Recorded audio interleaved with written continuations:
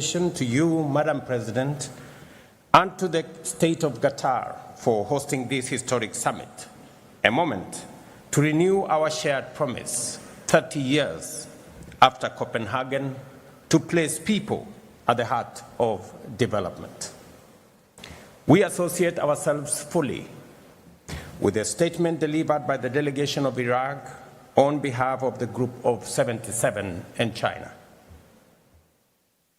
Excellencies, 3 decades after the first World Summit on Social Development, the world can point to real progress in reducing poverty, improving food security, expanding education, health, and social protection.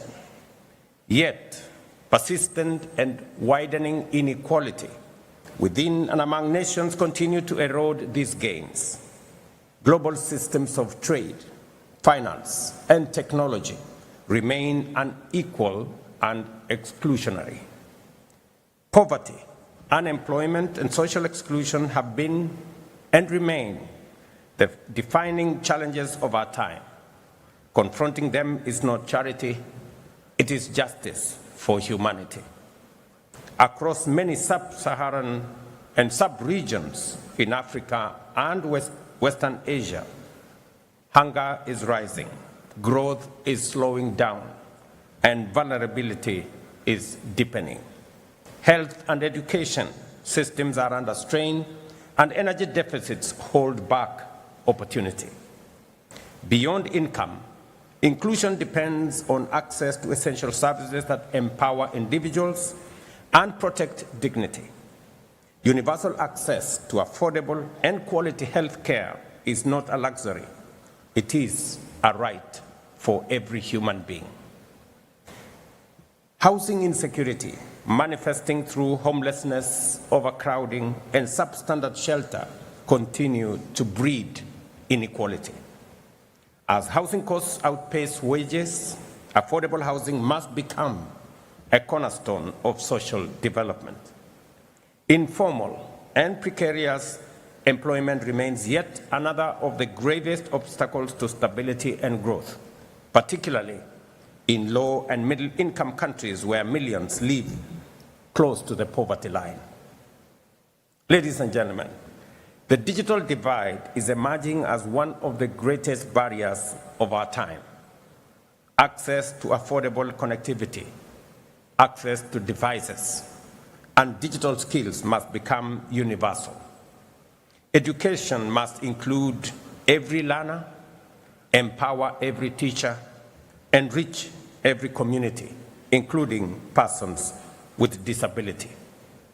As Africa, we believe that transforming informal sectors, enhancing productive capacity, and expanding access to global markets requires stronger international cooperation in line with the Addis Ababa Action Agenda and the right to development. We therefore call for comprehensive reform of the international financial architecture to make it fair, transparent, and responsive to the needs of developing nations and its people. We urge decisive action on debt distress and progress towards United Nations Framework Convention on International Tax Cooperation. We also underscore our call for a UN Convention in sovereign debt. Distinguished colleagues, the Copenhagen Declaration gave us a timeless framework built on 3 pillars: the eradication of poverty, decent work for all, and social integration. Grounded in equity, solidarity, and human dignity, these pillars remain our compass. We therefore welcome the Doha Declaration on Social Development, a renewed global pledge to translate principle into action and to build cohesive and resilient societies for generations ahead. We commend the co-facilitators, the permanent representative of Morocco and Belgium, for their leadership in guiding this important progress. This summit, distinguished colleagues, must rekindle genuine dialogue, restore trust, and reaffirm multilateralism as the anchor of collective progress. We must amplify the voices of those living in poverty and vulnerability and ensure that developing countries, most of them in Africa, are fairly represented across all multilateral institutions. Accordingly, the African Group reiterates its demand for 2 permanent and 2 non-permanent seats for Africa on the UN Security Council with full rights and privileges. True social development cannot thrive without historical justice and equal representation. The African Union has declared 2025 the year of justice for Africans and the people of African descent through reparations. This is a defining step towards justice and healing for Africa and its diaspora, calling for accountability for the crimes of slavery, colonialization, apartheid, and exploitation that caused lasting human and environmental harm. We also reiterate the importance of the high-level General Assembly meeting in September 2026 to mark the 25th anniversary of the Durban Declaration and Program of Action and invite all partners to support its successful implementation within the second decade for people of African descent. Together, let us envision a future that is inclusive, resilient, and just. A world free of hunger, poverty, disease, racism, and inequality.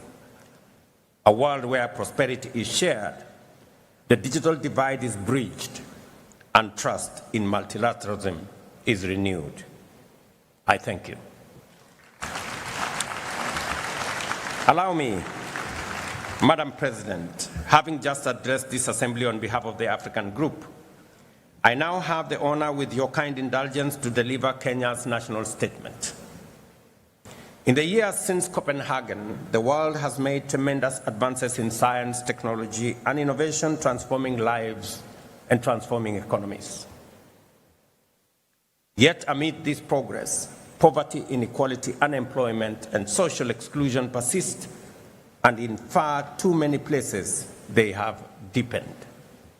In Kenya, through our bottom-up economic transformation agenda, we have charted a deliberate roadmap to confront these challenges head-on, and I am proud to share a few of its key highlights. We recognize that education is the most powerful equalizer in society. That is why Kenya has fully transitioned to the competence-based education and training system that emphasizes practical skills, innovation, and lifelong learning.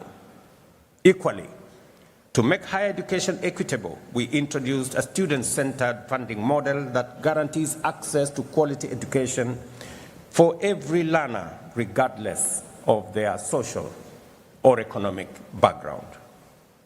In 3 years, we have hired 76,000 new teachers, a number that will reach 100,000 by January 2026, improving the teacher-to-learner ratio from 1 to 45 to 1 to 29, putting us on course to meet UNESCO's 1 to 25 benchmark by 2027.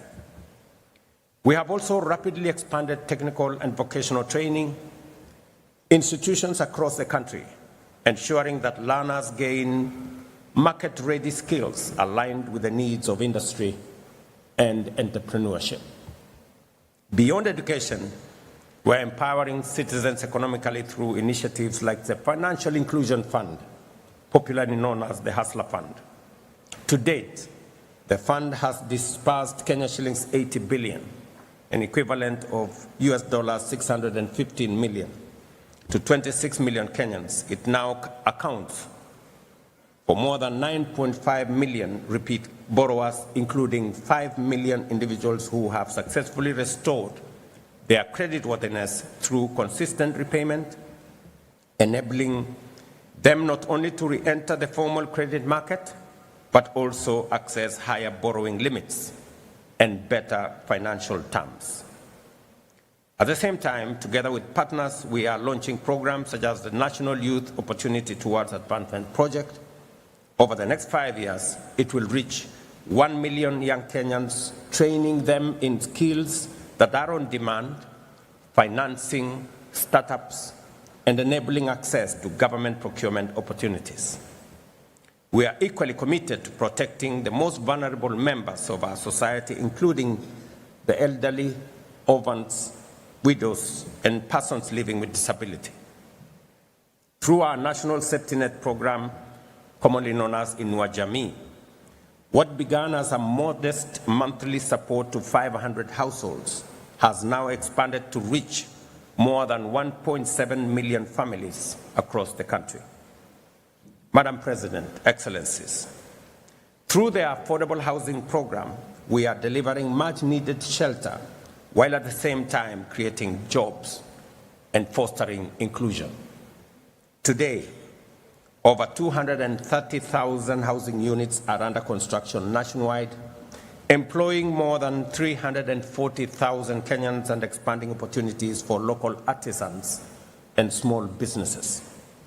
We are also expanding pathways for labor mobility through bilateral agreements with partner countries, like here in this great country of Qatar, where over 70,000 Kenyan nationals are proudly working and earning a decent living and contributing to inclusion back at home. In just 3 years, over 400,000 Kenyans have secured jobs abroad, sending home remittances that support families and strengthen our economy. In the digital economy, nearly 2 million Kenyans have been trained in digital literacy, and over 300,000 young people have accessed digital jobs in e-commerce, business process outsourcing, and innovation hubs. Through reforms in health, ladies and gentlemen, the number of Kenyans with medical insurance has grown from 8 million in 2023 to 27.2 million today, ensuring that no one is denied health due to inability to pay. In summary, Excellencies, Kenya's experience affirms that people-centered policies deliver transformative results. Yet, in an interconnected world, national action alone cannot overcome global inequalities. It is therefore incumbent upon us today to stand together with renewed resolve to confront and dismantle the entrenched structures that enable global exclusion and perpetuate inequality. Regrettably, Madam President, I note that this Doha summit convenes at a time when global solidarity is in advancing social development has weakened considerably. 30 years ago, in Copenhagen, the world spoke with one accord and acted with common purpose. Today, however, that sense of shared conviction has significantly dimmed. Faced with new and complex crises, from climate shocks and conflict to unequal trade and debt distress, nations are too often divided by competing interests, inward-looking nationalism, and short-term calculations. We witnessed it in the inequitable distribution of COVID-19 vaccines, in the unmet pledges in the climate finance, and in global systems that privilege power over partnerships. The consensus that once bound us together in Copenhagen is fraying. The world risks retreating into isolation at a time when cooperation should be a priority. Excellencies, as the UN at 80 initiative reforms process unfolds, the time will soon come for all of us to make critical choices about the mandates and structures of the United Nations. In doing so, we must resist the temptation to elevate one pillar of the UN at the expense of others. The United Nations was founded on a holistic vision of delivering global peace and security, human rights, and development. These are the three inseparable, indispensable pillars that together sustain global stability and human dignity. I have no doubt in my mind that while the UN must remain the foremost guardian of global peace. It must also be a catalyst for prosperity and a champion of human dignity everywhere and anywhere. The Doha Summit must therefore renew our shared resolve to act decisively, both as individual nations and as a united global community, to eradicate poverty, create decent work, and advance social inclusion as the surest path towards a world that is truly resilient, inclusive, peaceful, and sustainable. I thank you for your attention.